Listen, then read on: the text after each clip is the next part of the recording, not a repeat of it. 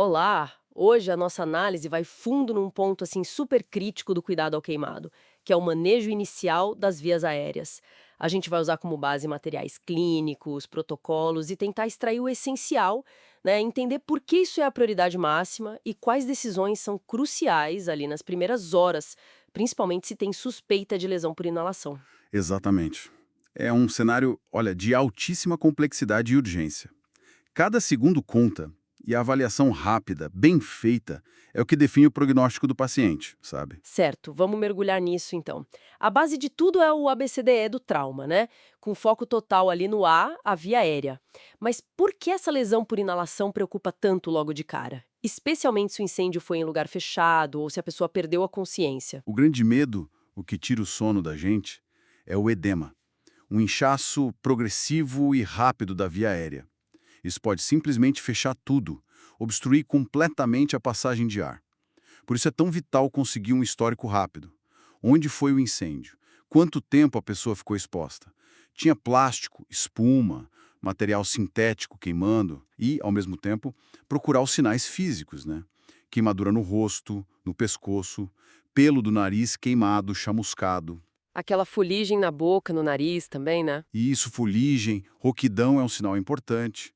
Tosse com um catarro escuro, sabe?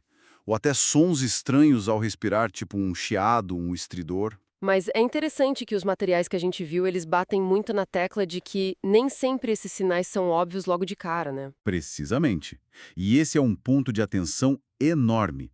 A ausência desses sinais clássicos nas primeiras horas, olha, não descarta a lesão, de jeito nenhum. Tem que ficar de olho, observação contínua muito rigorosa. E enquanto isso, ação imediata. Oxigênio a 100% e já começar o suporte circulatório, a hidratação. Falando desse oxigênio a 100%, de preferência umidificado, certo? Qual é o benefício duplo dessa medida tão enfática? Por que tanta insistência nisso? Tem dois motivos principais, ambos cruciais. Primeiro, o óbvio, combater a hipóxia, a falta de oxigênio que está chegando nos tecidos. E segundo, que é importantíssimo nesse cenário, é acelerar e muito a eliminação do monóxido de carbono, o CO, do sangue. Ah, o CO. Exato. O CO gruda na hemoglobina com uma força muito maior que o oxigênio, tipo umas 200 vezes mais. Aí ele ocupa o lugar do oxigênio e a hemoglobina não consegue mais transportar o O2.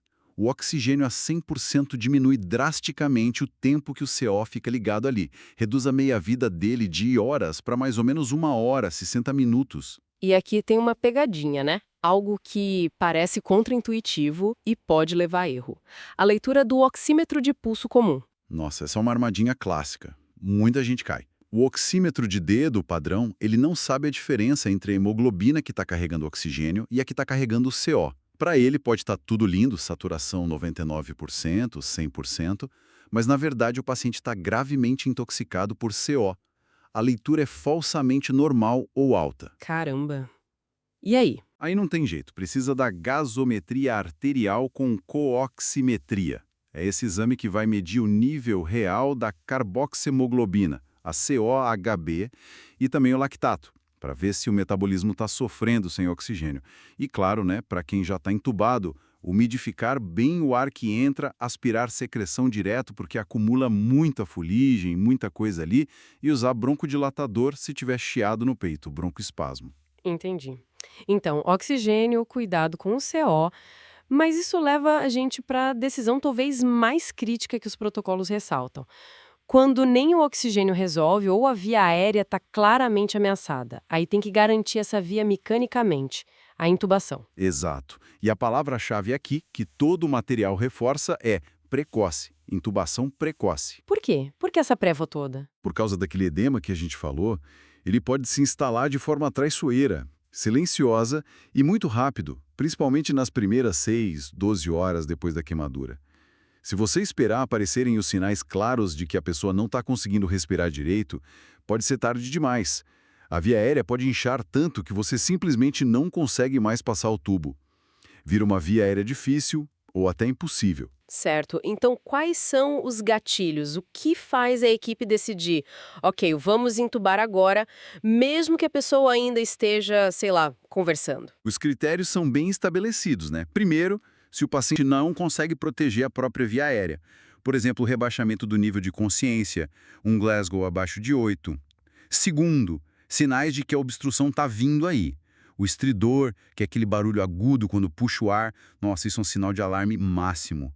Rouquidão que está piorando, ou a pessoa está usando os músculos do pescoço, da barriga, para ajudar a respirar, sabe? Aquela respiração forçada. Aham. Terceiro, as próprias queimaduras. Se forem muito extensos, profundas, no rosto, no pescoço, ou se você olha dentro da boca e da garganta e está tudo queimado, inchado. Quarto, alterações nos exames de sangue, na gasometria, que não melhoram mesmo com oxigênio. Hipóxia ou acúmulo de gás carbônico, a hipercapnia. E por fim, até mesmo a história. Uma exposição muito grave num lugar fechado com muita fumaça. Principalmente se o transporte para um hospital especializado for demorar muito. Tem que pensar nisso também. E em crianças, imagino que a atenção seja redobrada. Com certeza. O limiar para entubar em criança é ainda mais baixo.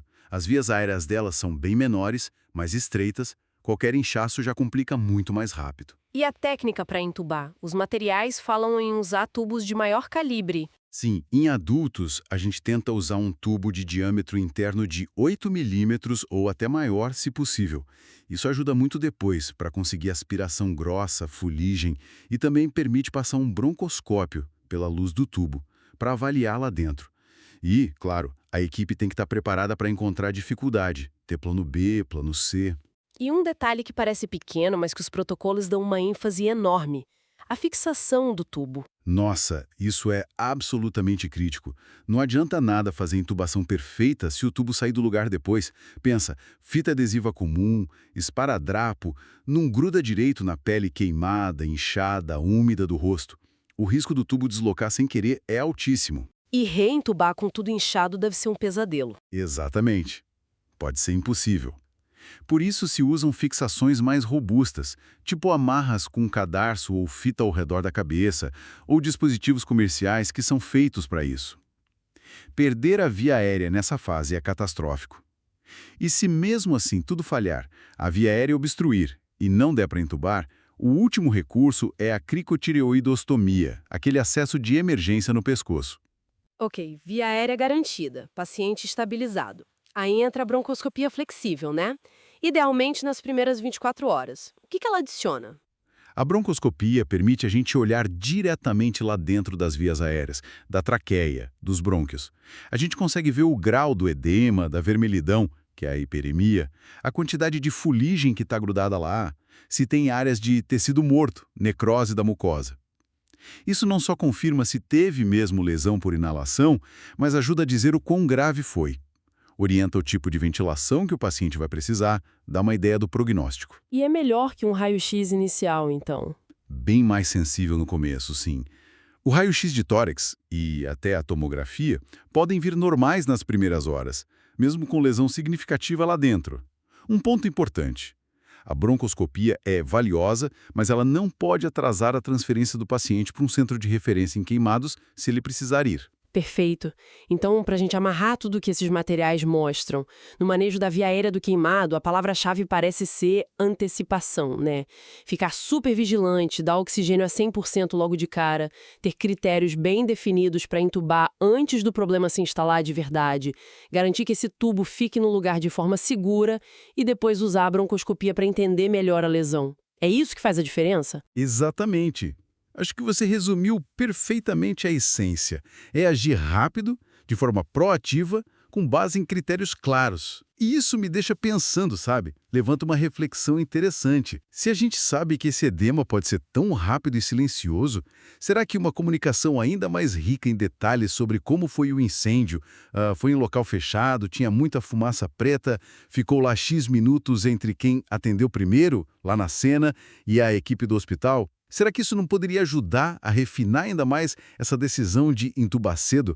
Talvez até baseando mais nesses fatores de risco da história, mesmo antes dos sinais clínicos ficarem tão óbvios? Fica aí a questão, né? Como a gente pode otimizar essa troca de informação desde o primeiríssimo contato com o paciente para tomar a melhor decisão o quanto antes?